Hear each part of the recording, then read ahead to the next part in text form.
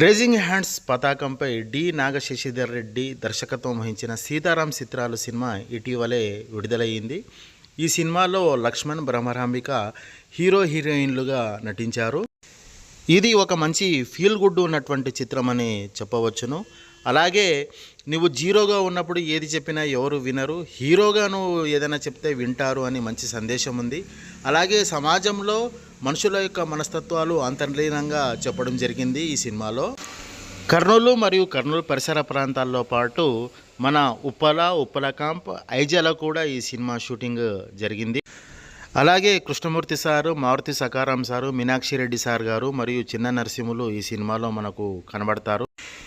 యువ దర్శకుడు తీసినటువంటి ఈ సినిమాను తప్పకుండా ప్రోత్సహించండి.